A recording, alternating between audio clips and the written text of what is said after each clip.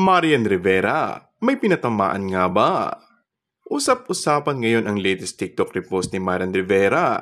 Ilang araw matapos ang pag-cruise ng landas ng asawa niya si Dingdong Dantes at si Karil sa It's Showtime. Sa nasabing TikTok video ay mababasa ang mga katagang everything you do in life is like a boomerang.